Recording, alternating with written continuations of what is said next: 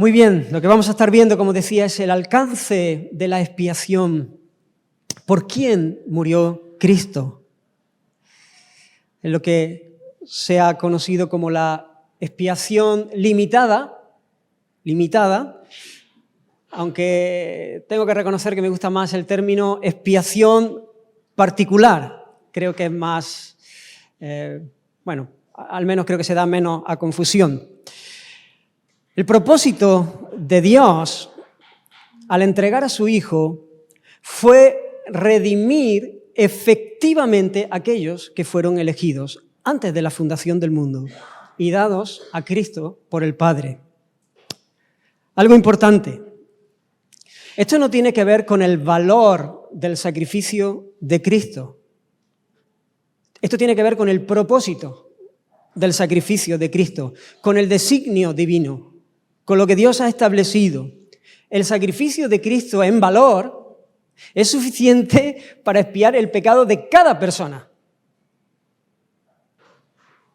De cada persona que ha existido a lo largo de toda la historia. El valor de su sangre es suficiente para eso.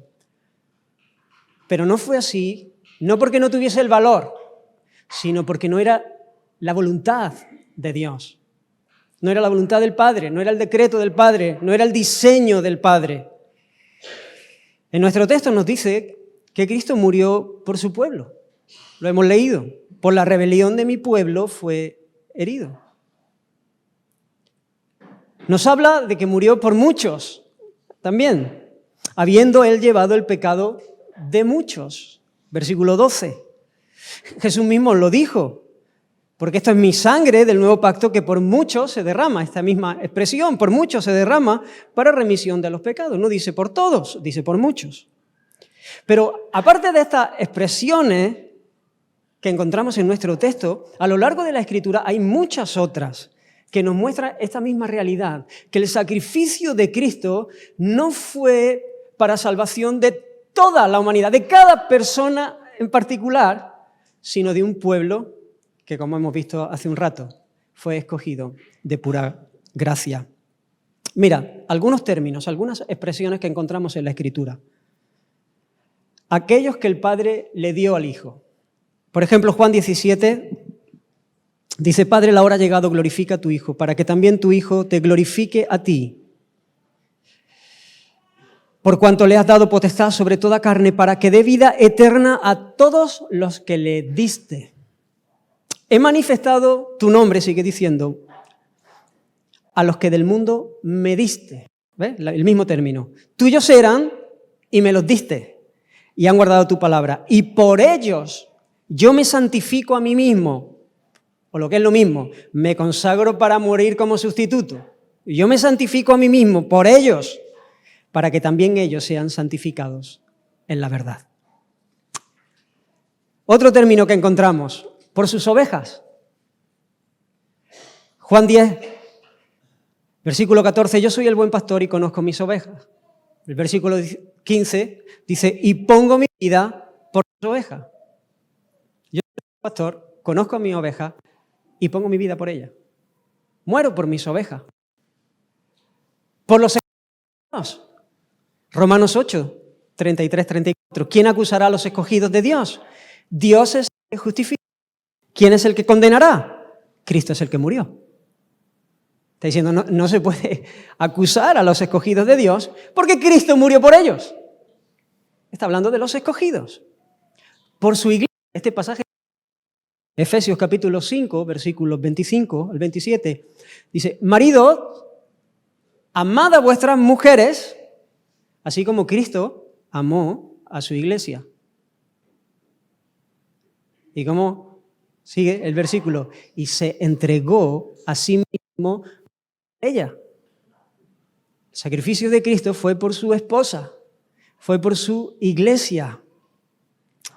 Todos estos pasajes nos muestran que Jesús no murió por cada persona sin excepción, sino por aquellos que el Padre escogió en su libre soberanía. Además, hermanos, sería una contradicción que Dios haya escogido a un pueblo para salvación. Envíe a su Hijo a morir por ellos. Y envíe a su Hijo a morir por los que no ha escogido para salvación. Sería una contradicción, porque elige el medio y el medio resulta es por gente que no ha sido escogida. Sería un sinsentido. Ya aprendí lo del micro, es que lo tengo que coger un poquito más de arriba. No tendría sentido. El Padre escoge a un pueblo y envía al Hijo a morir, que no es poca cosa, que es un precio que a nosotros se nos escapa, y se cae por su propio peso, que la muerte de Cristo como mediador es por aquellos que el Padre ha escogido. Algunos términos, hermanos, que creo que se hace necesario explicar porque pueden traer confusión.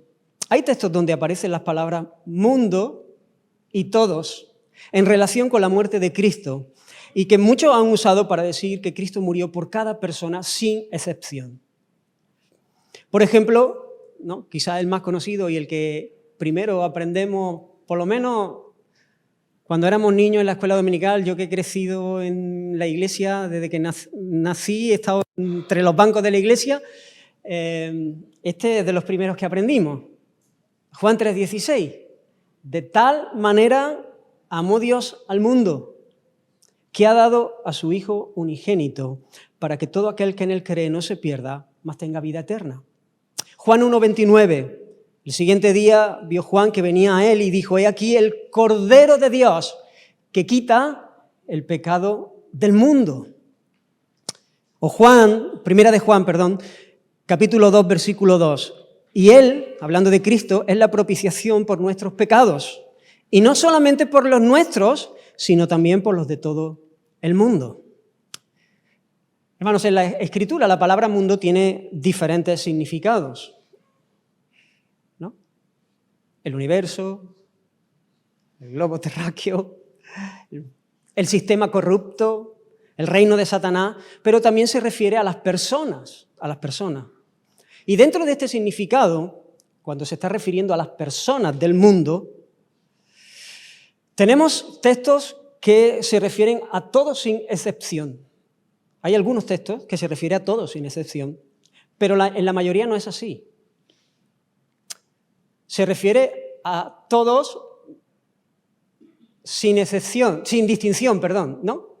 De toda clase. Dejadme que muestre por un ejemplo lo que estoy diciendo. Lucas 2:1 dice: aconteció en aquellos días que se promulgó un edicto de parte de César Augusto que todo el mundo fuese empadronado.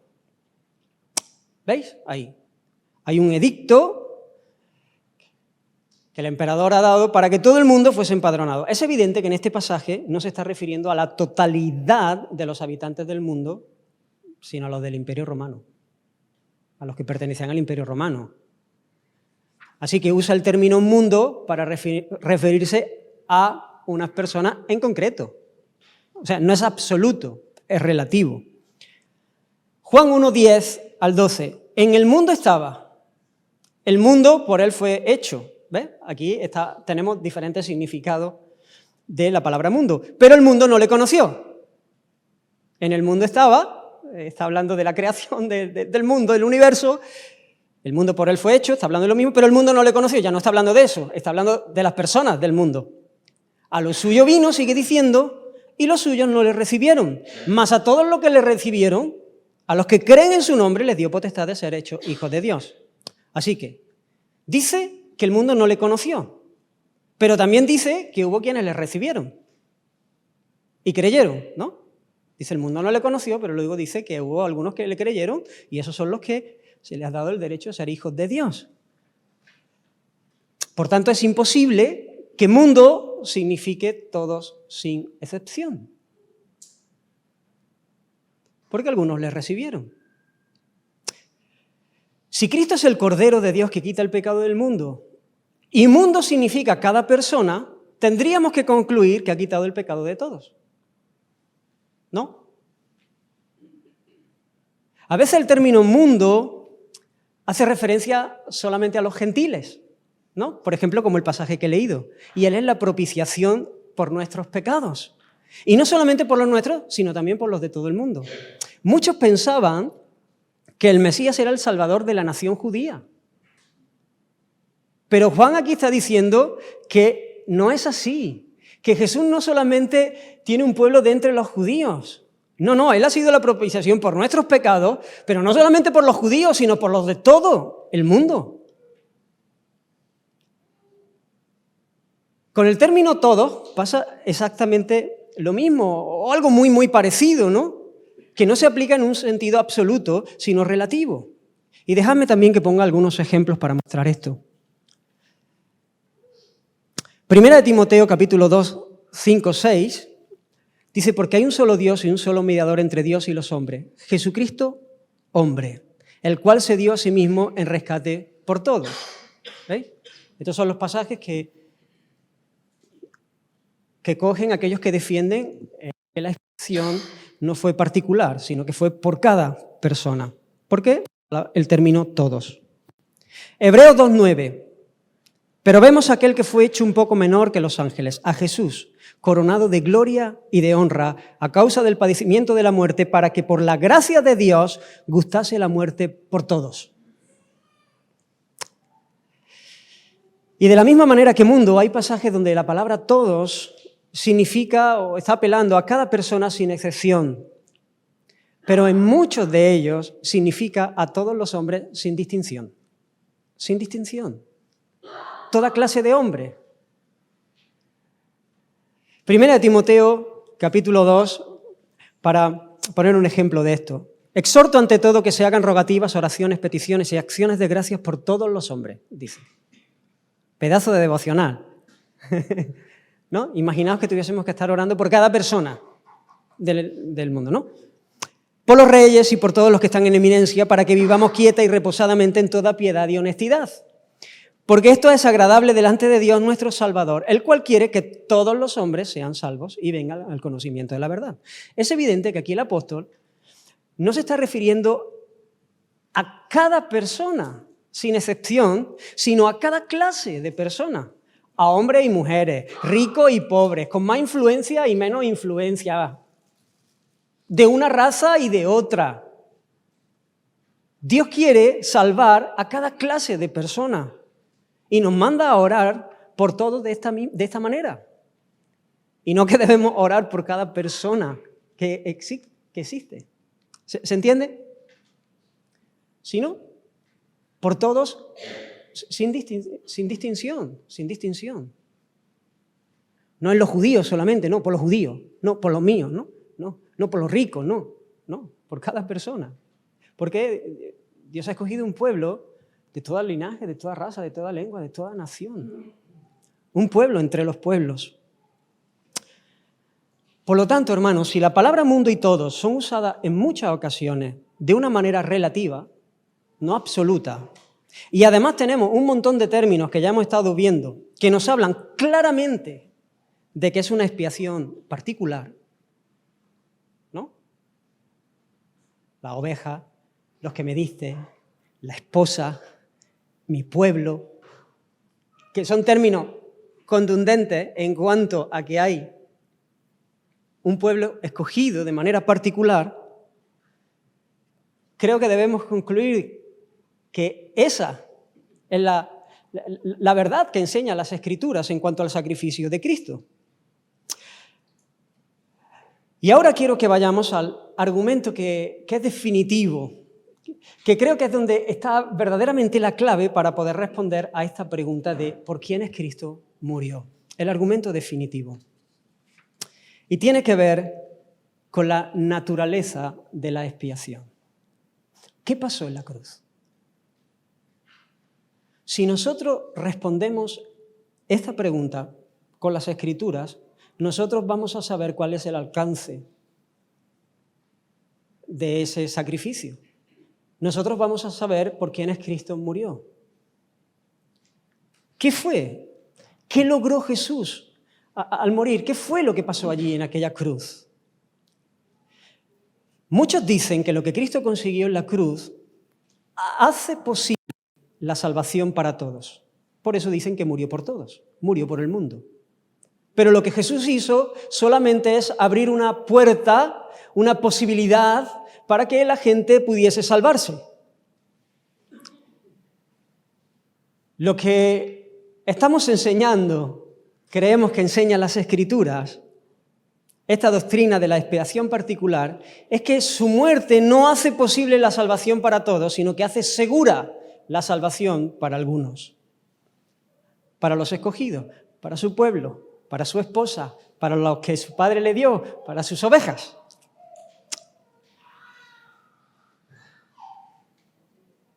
Como decía antes, esta doctrina es muy conocida como la expiación limitada, ¿no? Y entonces los que creen que Cristo murió por todos y abrió esa posibilidad dicen es que vosotros limitáis la expiación de Cristo en un sentido, tanto unos como otros la limitan. ¿No? Porque el que dice que el sacrificio de Cristo hace segura la salvación para su pueblo, la limita en el sentido de el alcance de quienes la reciben. Pero el que dice que Cristo ha muerto por todo, la limita en su poder o en su potencia. Porque lo que es obvio es que no todos son salvos. Nuestro texto dice que ciertamente llevó Él nuestras enfermedades y sufrió nuestros dolores y fue herido por nuestras rebeliones y fue molido por nuestros pecados. Y el castigo de nuestra paz fue sobre Él y por su llaga fuimos nosotros curados.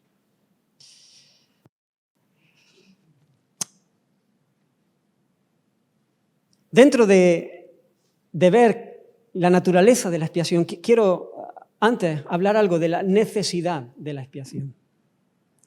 El sacrificio de Cristo era necesario. No había otra manera de hacerlo.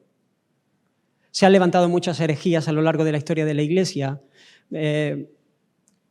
atentando contra esta verdad de la necesidad de la expiación, de la necesidad del derramamiento de la sangre de Cristo para la remisión de nuestros pecados. Y algunos han dicho que, bueno, que era una muestra, Dios lo que quería hacer era mostrar su amor.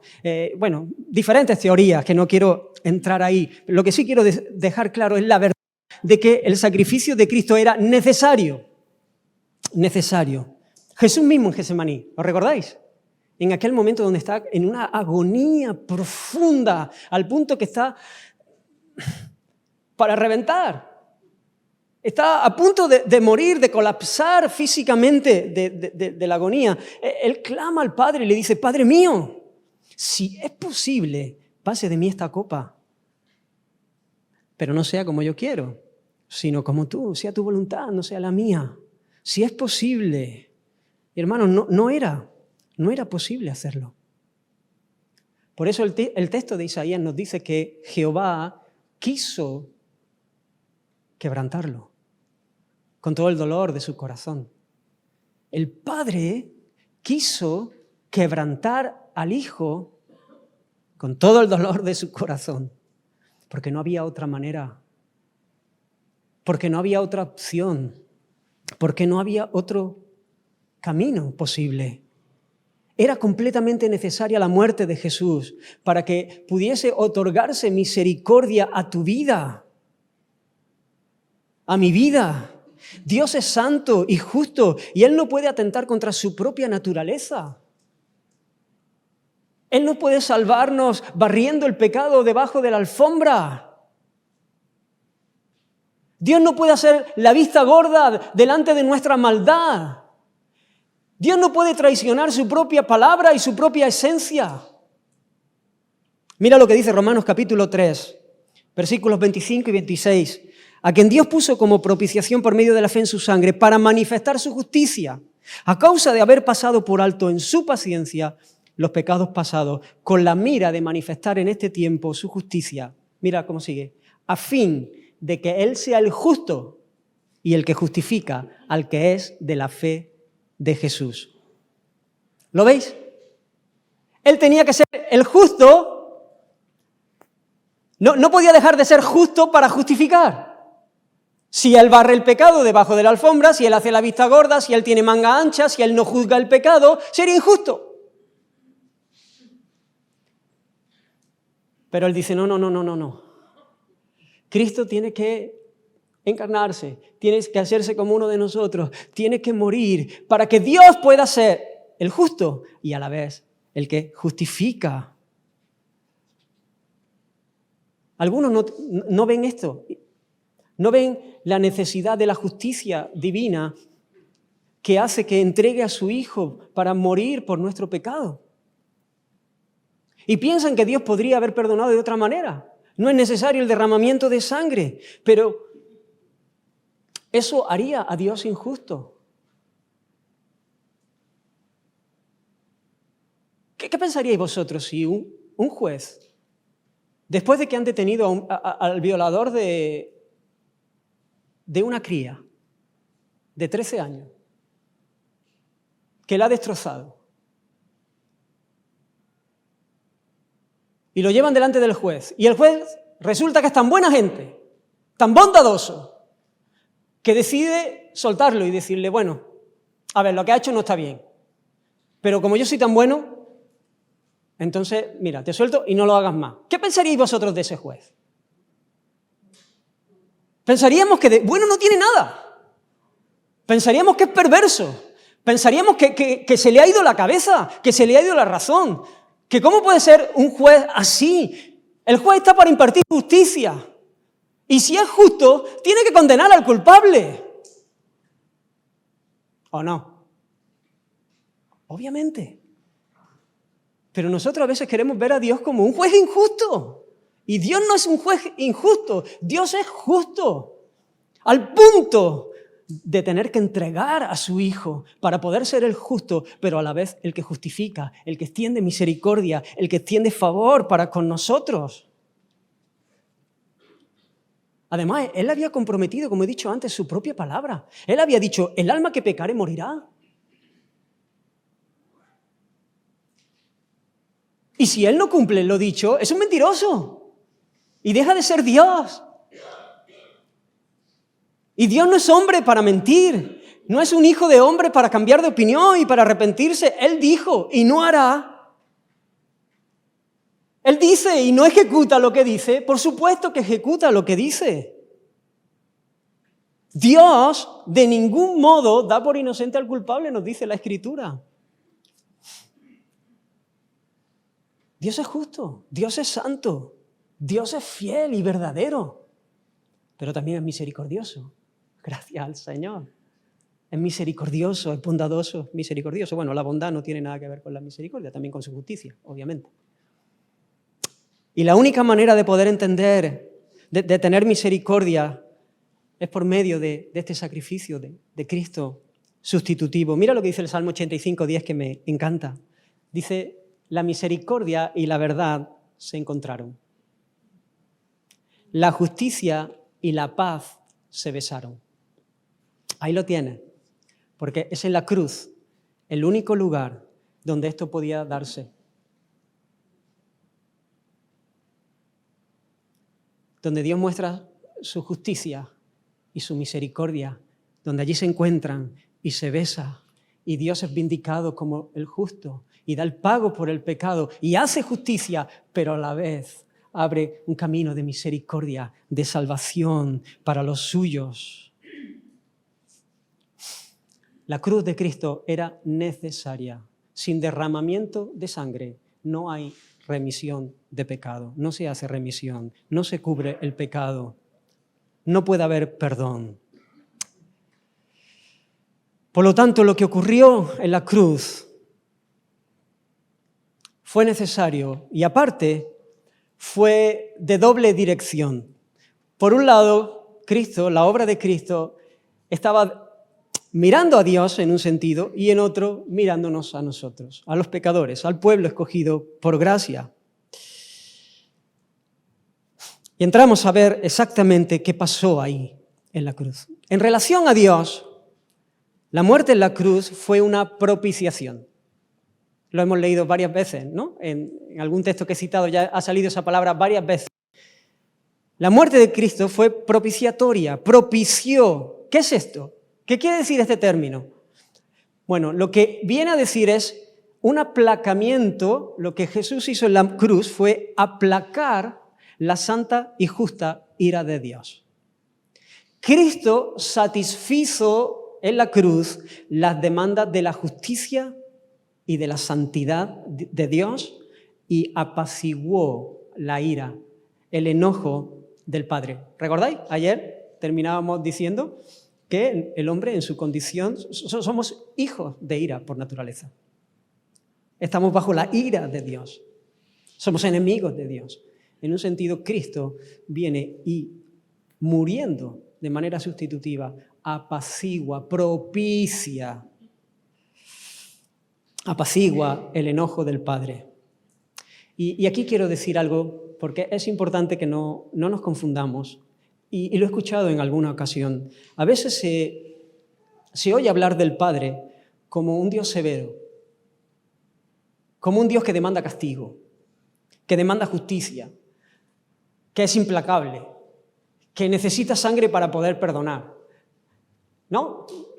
El Dios del Antiguo Testamento, vengador, violento, ¿no? Y luego Cristo, ¿no? Y vemos a Cristo como el Dios de amor, el Dios de misericordia, el que nos amó de una manera que se entregó por nosotros. Se pinta al Padre como implacable y falto de misericordia, que exige un pago para estar contento, y al Hijo como el bondadoso y compasivo que se entrega para salvarnos. Pero esto es un error fatal. Es un error terrible. No hay un Dios en el Antiguo Testamento y un Dios en el Nuevo Testamento. Hay un Dios que se revela en el Antiguo Testamento y en el Nuevo Testamento. Y no cambia porque nuestro Dios es inmutable. Él no cambia. Y hermanos, el Padre y el Hijo son uno, de la misma naturaleza. No hay uno que ame más que otro, ni uno que sea más justo que otro, ni uno que sea más compasivo que otro. Es un Dios en tres personas y cada persona ama con la misma fuerza, es la misma esencia. El Hijo es el verbo del Padre. El que ha visto al Hijo ha visto al Padre. De hecho, nosotros podemos conocer al Padre por el Hijo, en el Hijo, por el Espíritu Santo. Es más, hermano, el Padre entregó al Hijo por amor. Y como un padre que ama perfectamente a su Hijo, Él es quien pagó el precio más alto. El Padre, que fue el que trazó el plan, no dejó para el Hijo la peor parte, la dejó para Él. Porque Él tuvo que juzgar nuestro pecado, nuestra maldad, nuestra porquería, nuestra corrupción. Él la tuvo que juzgar en el Hijo de su amor. Él tuvo que dar el golpe definitivo en su propio Hijo para que nosotros podamos tener esperanza hoy.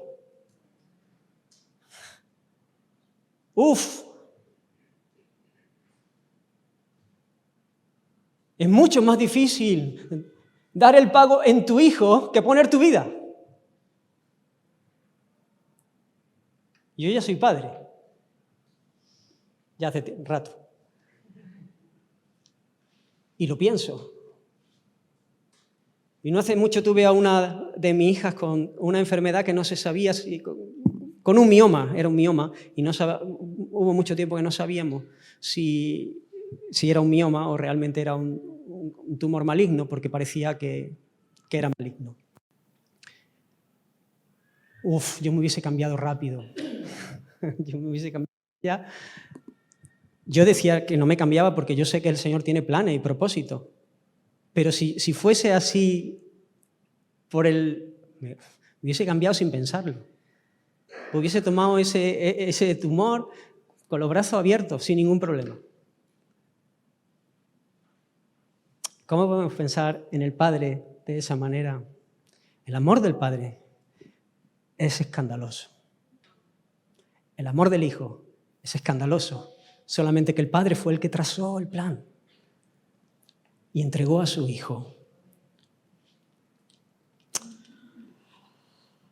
Así que en relación a Dios hay una propiciación en el sacrificio de Cristo, pero en relación al hombre fue una sustitución. Fue una obra sustitutiva para expiar el pecado. Una muerte que es vicaria, en la que el justo toma el lugar de los injustos. Cuando Cristo muere, lo hace para suplir las necesidades que tenemos como pecadores. ¿Todos éramos pecadores? Nacemos pecadores. Heredamos la culpa porque en Adán todos pecamos. Y por lo tanto merecemos morir porque el alma que pecare, esa morirá. Isaías 53, 6, lo hemos leído. Jehová cargó en él el pecado de todos nosotros. Había una culpa, había un pago por nuestro pecado. Jesús en la cruz nos sustituyó, nos representó. Él representó a su pueblo, Él representó a las ovejas que el Padre le había dado. Y entonces Él en la cruz pagó, sufrió el castigo que merecían nuestros pecados para que nosotros pudiésemos ser libres de la culpa. Cristo fue ofrecido una sola vez, como dice Hebreos capítulo 9, 28, para llevar los pecados de muchos. Hemos provocado a Dios y Él está airado con nosotros. Primera de Juan 4:10. Él nos amó a nosotros y envió a su Hijo en propiciación. Otra vez el mismo término. Un sacrificio que apacigua la ira por nuestros pecados. Dios el Padre estaba enojado con nosotros. El Hijo apaciguó esa ira. Éramos esclavos del pecado y del diablo. Lo vimos en el mensaje de ayer. Tito, capítulo 2, versículo 14.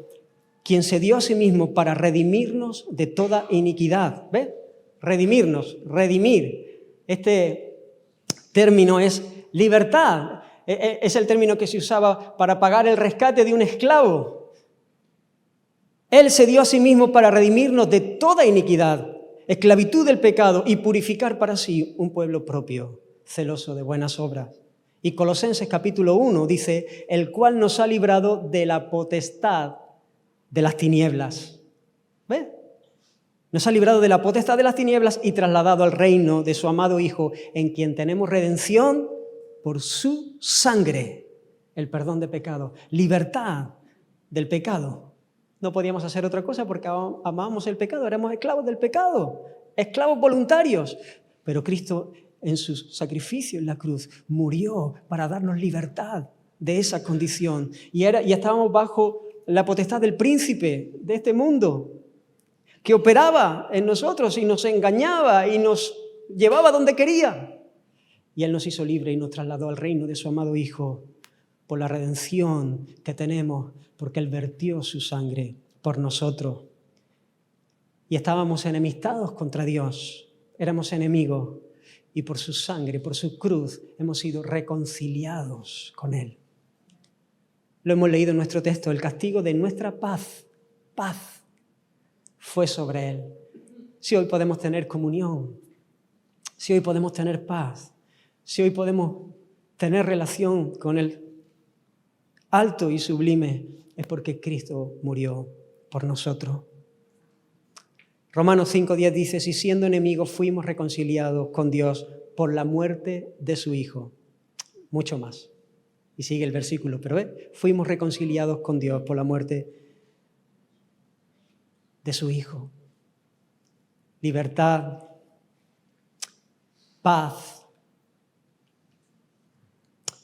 La pregunta que debemos hacernos es, ¿logró Jesús con su muerte lo que se proponía? ¿Logró con su muerte librarnos de la culpa, apaciguar la ira de Dios, librarnos de la esclavitud y reconciliarnos con Dios para que podamos tener comunión con Él o no? Es evidente por los pasajes que hemos leído que no está hablando de una posibilidad, No está hablando de que Jesús ofrece la oportunidad para que los hombres pudieran alcanzar salvación, sino que verdaderamente lo hizo en aquellos que estaba representando. Cuando el Señor dijo en la cruz, consumado es, está hecho.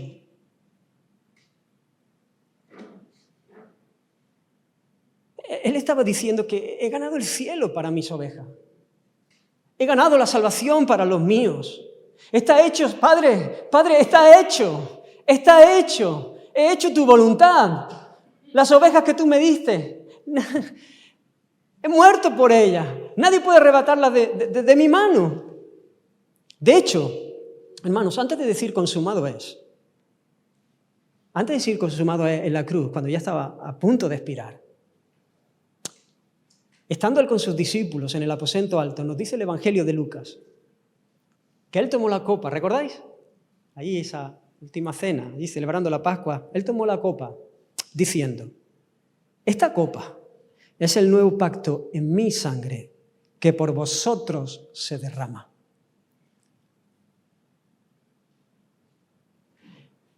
Su sangre sella el testamento.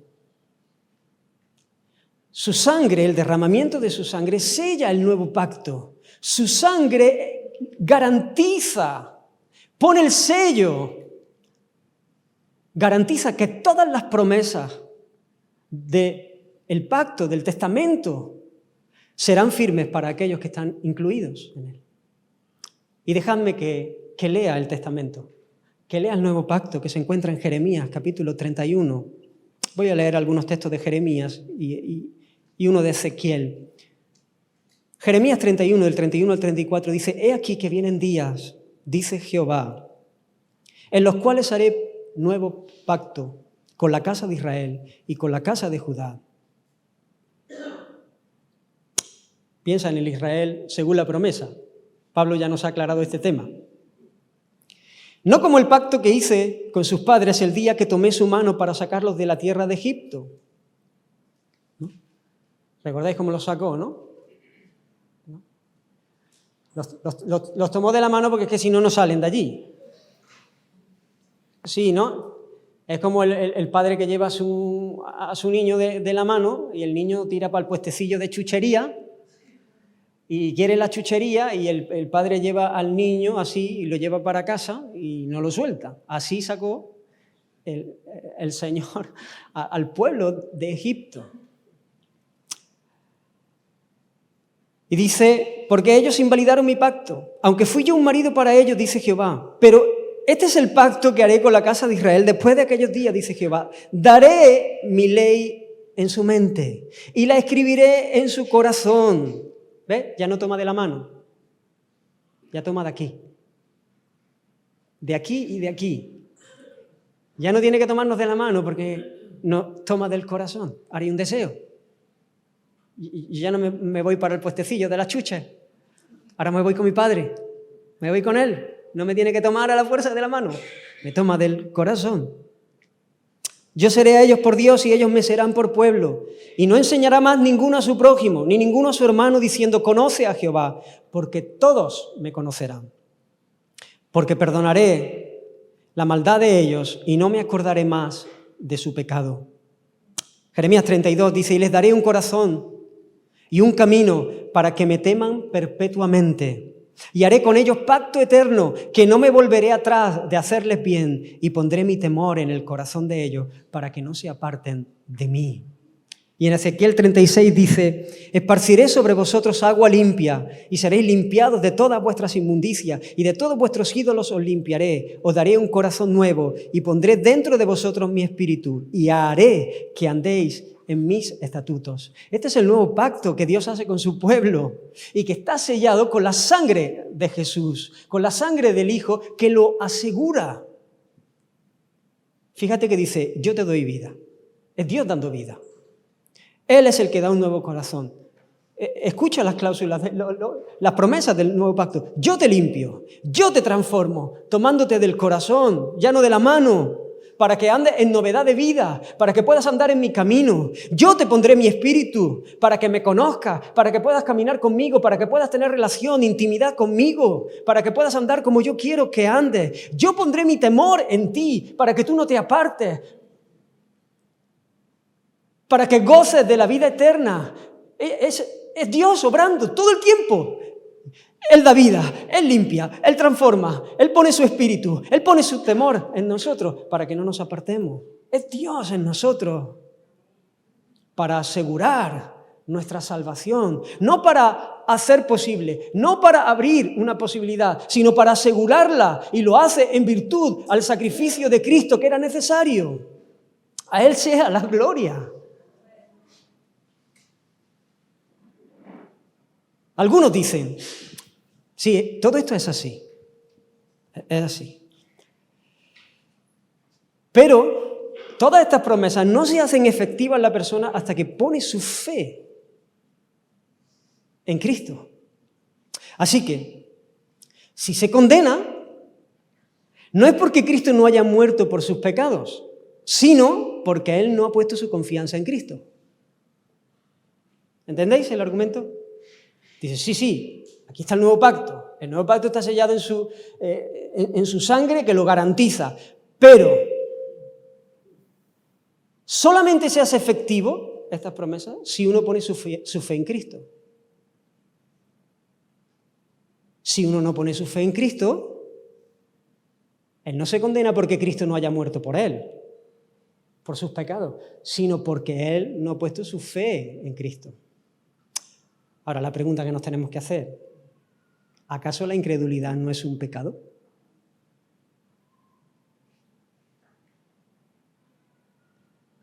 Y si la incredulidad es un pecado, ¿no murió Jesús por la incredulidad? A ver, si el Señor hubiese muerto por todos los pecados menos por la incredulidad, dejándola a nuestra libertad de que aquellos que creamos, entonces recibiremos todo el paquete de salvación y aquellos que no lo recibirán, pues hermanos, estaríamos todos perdidos. Porque si Jesús no hubiese muerto por todos nuestros pecados, pues con el que nos hubiese dejado, con ese no hubiésemos ido al infierno. Ni uno solo seríamos salvos. Ahora, si hubiera muerto por todos los pecados de todos los hombres, incluyendo la incredulidad, pues tendríamos que concluir que todos somos salvos. Lo que es el universalismo, ¿no? Como decía antes, ¿no? Si Cristo es el Cordero que quita el pecado del mundo y el mundo se refiere a cada persona sin excepción, entonces debemos concluir que todos somos salvos. Vive como quiera, haz lo que quiera, todos somos salvos. Cristo ya ha pagado el precio por nuestro pecado. Obviamente, las Escrituras son muy claras al respecto. El universalismo se cae con mucha facilidad. Porque el testimonio de las Escrituras es que muchos se pierden. Muchos rechazan a Cristo y se pierden. Y hay una condenación para ellos. Pero claro, si hay algunos que se pierden y Jesús ha muerto por ellos, ¿esto haría a Dios injusto? ¿No haría esto a Dios injusto? Porque ya no habría deuda. ¿Por qué entonces me condena? Si Cristo ha muerto por mí para pagar por mis pecados, y ahora yo me voy al infierno por mis pecados, ¿por qué pecados pagó Cristo? A ver, espero que no sea un trabalengua y que se esté entendiendo. Pero, hermano, si Dios tuvo que entregar a su Hijo, porque era la única manera de no atentar contra su propia esencia y poder extender misericordia, para satisfacer su justicia y al haber poder justificar. Si Dios hizo algo así, que de verdad que a nosotros se nos escapa lo que eso implicó en el ser de Dios, esa ofrenda, esa entrega, ese camino de salvación, ese plan redentor. Si tú vas a hacer eso, pagar ese precio tan altísimo para ser justo y poder justificar, ¿cómo ahora, habiendo quitado el pecado, va a condenar al que ya no tiene deuda. Es que es una contradicción de términos. A mi hijo le pusieron una multa no hace mucho. Y fui yo y la pagué. Le vino a él, pero la pagué yo. ¿Sabes? Si ahora le viene a él otra vez la multa, sería injusto, porque la multa está pagada. La he pagado yo y ya no hay deuda, ya no hay multa, ya no hay otro pago. Si ahora le demandan a él otro pago por esa multa, entonces sería una injusticia. Si el Padre condena a alguien por el que Cristo murió, entonces está exigiendo un doble pago. Pagar 2 veces la deuda. ¿Se entiende? Y eso sería injusto.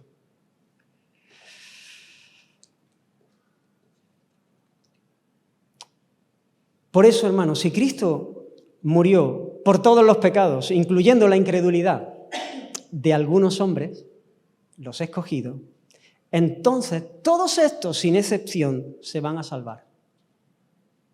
Con toda seguridad.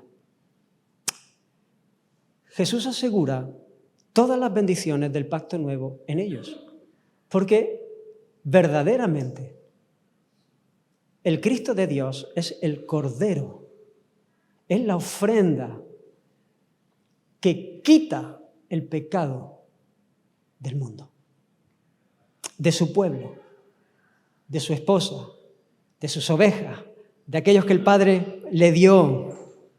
Así que la obra de Cristo en la cruz no hizo posible la salvación de todos, sino que hizo segura la salvación de muchos. Me gustaría que pudiésemos ver el argumento que Pablo usa en Romanos capítulo 8, versículos del 28 al 32. Un pasaje también muy conocido. Y dice la Escritura, y sabemos que a los que aman a Dios, todas las cosas les ayudan a bien. Esto es, a los que conforme a su propósito son llamados. Conforme a su propósito son llamados. Estos son los que aman a Dios. Porque a los que antes conoció, también los predestinó,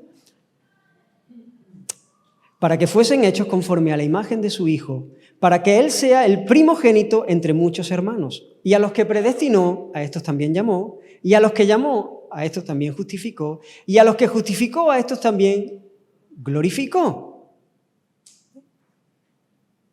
Dios haciendo todo, obrando para la salvación de los que han sido escogidos conforme a su propósito y han sido llamados. ¿Qué pues diremos a esto? Fíjate cómo Pablo está argumentando. Si Dios es por nosotros, ¿quién contra nosotros? Si Dios es por nosotros, ¿quién contra nosotros? Si Dios es el que nos ha amado, el que nos escoge, el que nos justifica, el que nos llama, el que nos glorifica, el que nos salva. Si Él es con nosotros, ¿quién contra nosotros? Si Él es el alto y el sublime, si Él es el potente, si Él es el poderoso, si a Él nadie le puede detener la mano, si a Él nadie le puede decir ¿qué hace?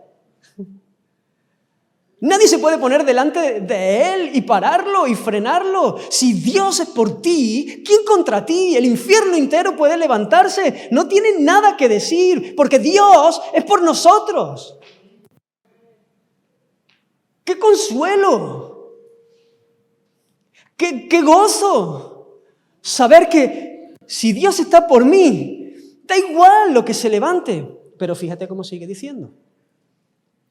El que no escatimó a su propio Hijo, sino que lo entregó por todos nosotros. ¿Cómo no nos dará también con Él todas las cosas? Lo que está diciendo es que si Dios está de nuestra parte, no habrá nada, ni nadie, ni el mundo, ni el infierno que pueda privarnos de las bendiciones de Dios, de las que Él ha preparado para los que le aman. Los que han sido llamados conforme a su propósito. Los que han sido predestinados, llamados, justificados y glorificados. Además, habla de la glorificación en pasado. Nosotros tenemos la glorificación en futuro. Bueno, nosotros y todos. sea, los que están en el cielo están esperando la glorificación, porque ellos están esperando sus cuerpos glorificados, la resurrección de sus cuerpos. O sea, la glorificación está en futuro para todos. Pero él habla en pasado porque es algo que está hecho, porque Cristo dijo consumado es, y cuando se levantó triunfante de la cruz, ese fue el amén del cielo al consumado es de Jesús en la cruz. Está hecho. Ahora, en el versículo 32, él prueba, ¿no? Señala la prueba de las pruebas de que Él está por nosotros. Él está diciendo, Dios está por vosotros, ¿quién con vosotros? Pero la prueba de las pruebas, dice, el que no escatimó a su propio Hijo. Mira, esta es la prueba de que tú vas a tener todo lo demás si no te ha negado a su Hijo, si no ha escatimado a su propio Hijo, sino que lo ha entregado por todos nosotros. Si Él ha entregado a su Hijo, ¿cómo no nos dará también con Él todo el paquete? Es que no tiene sentido que entregue a su Hijo por nosotros y luego se quede a medias. Si Él nos ha dado la prueba de las pruebas de que está por nosotros, nadie puede estar contra nosotros. Lo que está diciendo es que la muerte de Cristo es la garantía de que aquellos por quienes murió serán sostenidos hasta el final. Recibirán todas las cosas. Pero hermanos, si esto no fuese así, si Cristo no murió por un pueblo, la lógica del argumento se cae. Claro, se caen con los que se pierden. Porque si Cristo murió por todos y no todos reciben todas las cosas, entonces el argumento se derrumba. ¿Qué impacto puede tener un texto como este en nuestra esperanza, en nuestra confianza en Dios? Si Cristo ha entregado su Hijo por todos y no todos se salvan, ¿cómo puedo yo descansar? Si Jesús hubiese muerto por Judas, este argumento se derrumba, ¿no? Si Jesús hubiese muerto por Judas,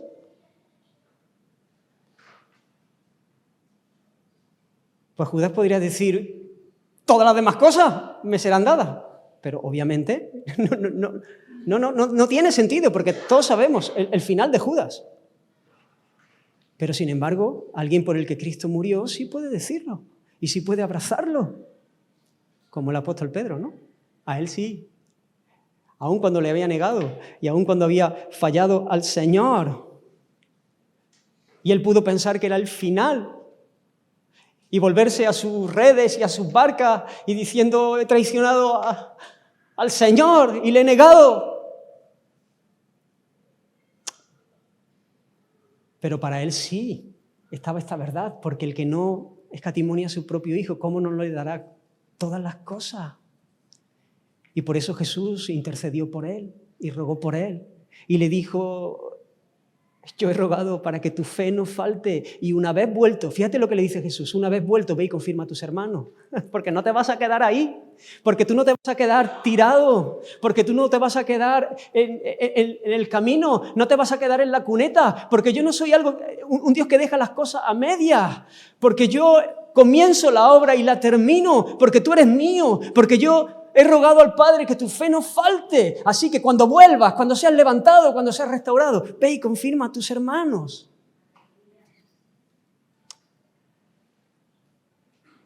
Porque Cristo estaba entregando su vida por él, aun cuando él le estaba negando en ese momento, en aquel patio, cuando ya Jesús estaba siendo afrentado. La intercesión de Jesús es otra evidencia de que su muerte expiatoria no es por todos, sino por aquellos que el Padre le dio. Juan 17 dice, yo ruego por ellos, no ruego por el mundo. Fíjate, es Jesús hablando. Yo ruego por ellos, no ruego por el mundo. Y está hablando de sus discípulos. No ruego por el mundo, sino por los que me diste. No ruego que los quites del mundo, sino que los guardes del mal. Mas no ruego solamente por estos, dice, sino también por los que han de creer en mí, por la palabra de ellos, para que todos sean uno. Es Jesús intercediendo al Padre por todo. ¿Os imagináis a Jesús haciendo una oración de este tipo pensando que su muerte va a ser por todos sin excepción. Es que no tiene sentido. Si Él está clamando al Padre por los suyos y un rato después va a estar entregando su vida, derramando su sangre por esos mismos, por los que el Padre escogió. Termino, hermanos. La muerte expiatoria de Cristo expía el pecado, rescata al cautivo, reconcilia al enemigo. En definitiva, como dice su nombre, ¿no? Él es Jesús. ¿Por qué? ¿Por qué se llama Jesús? Porque Él salvará a su pueblo de sus pecados. Por eso se llama Jesús. Porque Él salvará a su pueblo de sus pecados. Dios quiso que Cristo, y estoy citando un artículo también de los cánones de Dort, Dios quiso que Cristo, por la sangre de su cruz, con la que Él corroboró el nuevo pacto, salvará eficazmente de entre todos los pueblos, tribus, naciones y lenguas, a todos aquellos y únicamente aquellos que desde la eternidad fueron escogidos para salvación y que le fueron dados por el Padre, los dotara de la fe, como asimismo de los otros dones salvadores del Espíritu Santo que Él les adquirió por su muerte, los limpiara por medio de su sangre de todos sus pecados, tanto los originales o connaturales como los reales, ya de antes, ya de después de la fe, los guardase fielmente hasta el fin y por último los presentase gloriosos ante sí, sin mancha ni arruga. Por eso nuestro texto dice, cuando haya puesto su vida en expiación por el pecado, verá linaje. Verá linaje. Nos decían, ahí están muriendo un hombre con 33 años, sin descendencia, arrancándole la vida, pero no, había una descendencia. Cristo estaba muriendo por un pueblo. Cristo estaba muriendo por los hijos de la promesa. Cristo estaba muriendo por los suyos. Y cuando Él entregó su vida, Él sabía que vería linaje. Había un linaje. Viviría por largos días porque la muerte no pudo sujetarlo. Porque Él reventó la muerte. Porque Él triunfó sobre la muerte y se levantó resucitando. Y fíjate cómo sigue. Y la voluntad de Jehová será en su mano prosperada. ¿Cuál era la voluntad de Jehová? Ya lo habíamos visto esta mañana. Que Él salvase a un pueblo. La voluntad del Padre en la mano del Hijo es prosperada. Él la lleva a cabo. Él no pierde ni una oveja. Él paga el precio completo. Él es el glorioso y su belleza se muestra de una manera excelente en la cruz del Calvario. Y quiero terminar leyendo la letra de un canto actual. Le pregunté a Melissa si lo conocía, pero no lo conocía. Es un canto de Sovereign Grace, una traducción creo que es. Se llama La gloria de su cruz. Nosotros tampoco lo tocamos allí. Lo digo por si a alguno se le está pasando por la cabeza que lo toque. No lo sé. Pero la letra dice, ¿cómo es que en su perfecto plan mi pecado perdonó, cuando al morir mi culpa el Cordero llevó? Cuán sabio y soberano Dios su gloria mostrará, cuando en su trono el pecador se regocijará. Oh, la gloria de la cruz. Tu Hijo enviaste a morir. Mi vida dejaré atrás para conocer la gloria de la cruz. Qué rectitud Él reveló, librando al pecador. Y al culpable perdonó, sus manchas Él lavó. Tu sacrificio propició la ira del Señor, y por tu muerte y expiación hoy tengo redención. Oh, la gloria de la cruz. Tu Hijo enviaste a morir. Mi vida dejaré atrás para conocer la gloria de la cruz. Y un último verso dice, qué gracia para aquellos que habrían de creer. amor inagotable que no puedo comprender. La gracia que me perdonó, tu hijo ahora soy, amado por la eternidad, por lo que hiciste, oh Dios, oh la gloria de la cruz. Tu hijo enviaste a morir, mi vida dejaré atrás para conocer la gloria de la cruz. Hermano, mira la cruz.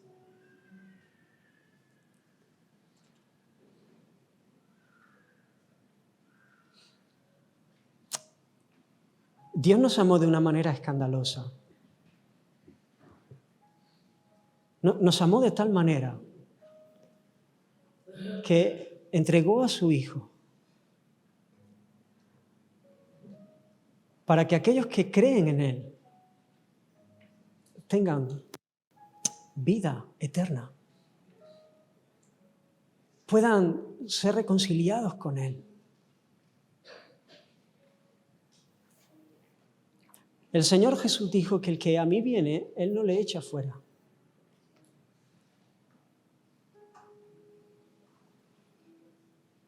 Tú dices, ¿seré yo una oveja? ¿No seré yo una oveja? ¿Me habrá elegido el Dios a mí? ¿Habrá muerto Cristo por mí?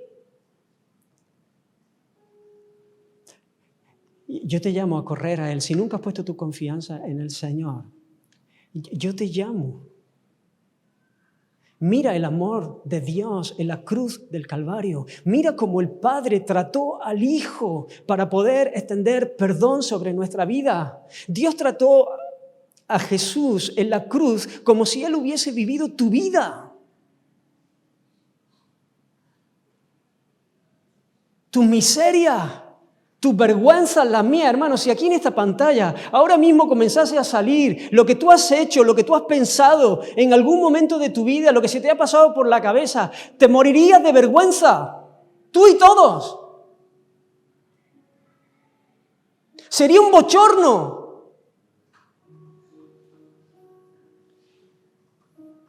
Porque somos un desastre. Y lo sabemos. Sin Dios estamos perdidos, completamente perdidos.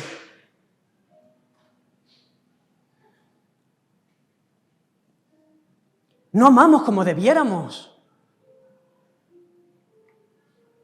Lo vimos, esclavos perdidos. Pero Dios nos amó en Cristo para que pudiésemos tener salvación, para cambiar nuestra vida. Mira la cruz. Allí tendríamos que estar tú y yo, reventados. Eso es lo que merecíamos. Así es como se debe tratar con justicia a una persona que ha vivido como tú.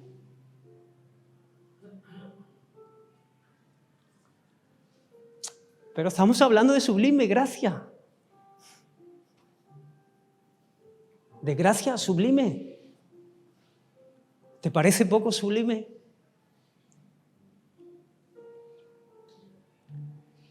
Porque es Dios encarnándose. Porque es el Eterno viniendo a nuestro barrio sucio.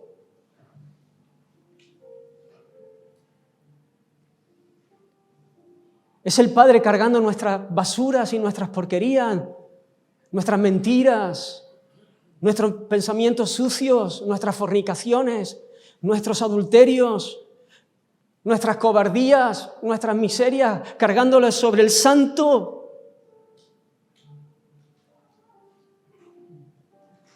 Después de que Él había vivido una vida perfecta, sin pecado.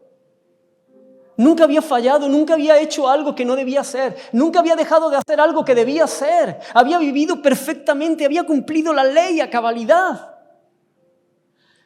Y cuando lo que Él merecía era el bien hecho del Padre, el beso del Padre, el abrazo del cielo, Él lo que recibió fue el golpe. Para que no lo recibiésemos nosotros. Para que nosotros pudiésemos recibir el beso. Para que nosotros pudiésemos recibir el bien hecho de Él.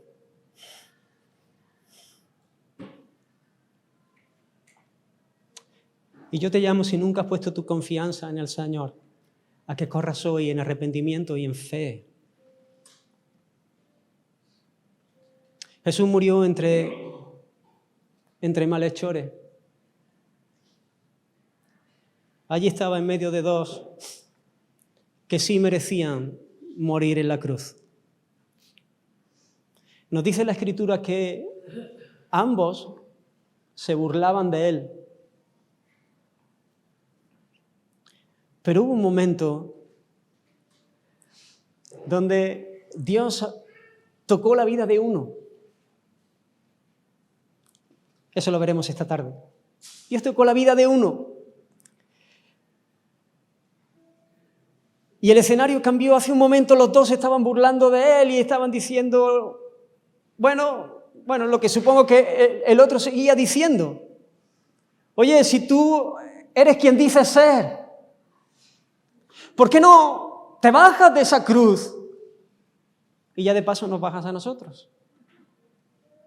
Pero en un momento, el otro, que se había estado burlando un rato atrás, le dice, ¡Ey, calla! Guarda silencio. ¿Acaso no temes en este momento que te queda un rato para morir? Tú y yo merecemos estar aquí. Tú y yo sí estamos pagando el precio de nuestra maldad. A nosotros nos han pillado en nuestro pecado y nos han colgado aquí, pero este no. ¿Ves? Eso es lo primero que tenemos que reconocer, que nosotros somos pecadores. Que nosotros somos pecadores, pero Él no. Él es el justo. Y entonces después dejó de hablar con el otro malhechor y habló con Jesús y le dijo, acuérdate de mí cuando vengas en tu reino. Nosotros leemos estas historias y bueno, a veces las hemos escuchado tantas veces que no nos impresiona mucho. Pero mira la escena. Jesús está reventado. Le han tenido que ayudar a llevar la cruz porque no podía, porque lo han linchado. Lo han azotado. Había mucha gente que se quedaba ahí. Había muchos que morían después de ser azotados. Pero más todavía que eso, le han dado de puñetazo. Le han escupido en la cara. Le han hecho una corona para burlarse. Está completamente desnudo, no como sale en las películas, desnudo completamente, con la vergüenza que eso supone y más en una cultura del honor como era esa. Apenas puede hablar porque está clavado a una cruz de pies y manos. Y ahí morían por asfixia. Él tenía que apoyarse en los clavos para poder coger un poco de aliento.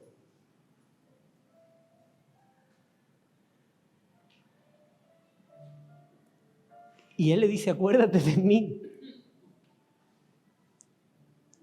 Jesús es hombre muerto. Nadie se le ocurriría decirle a alguien que está en una cruz clavado, acuérdate de mí ¿de qué? Aquí se acaba toda la historia. Este es el final. Pero Él le dice, acuérdate de mí cuando vengas en tu reino. Así que Él está diciendo, este es el justo. Pero además, la muerte no va a ser el final. Él va a resucitar. Él va a vencer a la muerte. Así que acuérdate de mí cuando resucite. Cuando vengas. Y además, ¿qué le dice? Cuando vengas en tu reino. ¿Y quién tiene un reino? ¿Quién tiene un reino? ¿Hay alguien aquí que tiene un reino? Porque un reino lo tiene un rey. Así que aquel ladrón está reconociendo que Él es el justo que muere por los injustos. Que Él no solamente está muriendo por los injustos, sino que va a resucitar al tercer día. Y que además va a volver como el Rey de reyes, como el Señor de señores. Él esté reconociendo Rey de su vida. Y entonces Jesús le dice, hoy mismo. Y quizá el Señor quiera deciros esto a algunos de vosotros que estáis aquí. Hoy mismo, no que vaya a estar hoy mismo, pero sí que puedas estar a salvo. Hoy mismo estarás conmigo en el paraíso. Cuando nosotros reconocemos nuestro pecado y reconocemos que Jesús y creemos que Jesús murió y resucitó por nosotros. Y le reconocemos como el Señor de nuestra vida y el tesoro supremo. Entonces tenemos vida eterna. Entonces somos salvos. Entonces nos podemos contar entre los amados, misericordiados de Dios y podemos celebrar en esperanza y podemos estar completamente seguros de que si el Padre entregó al Hijo por nosotros, ¿cómo no nos dará todas las cosas? Si tú nunca has corrido al Señor, si tú nunca has visto la gloria de la cruz, si tú nunca has visto la gloria del Cristo de Dios, el amor de Dios, tú nunca has visto la gloria de Dios en la faz de Jesucristo, pero hoy la estás viendo, corre a Él, arrepiéntete de tus pecados, confiesa su nombre, confiésale y reconócele como Señor de tu vida.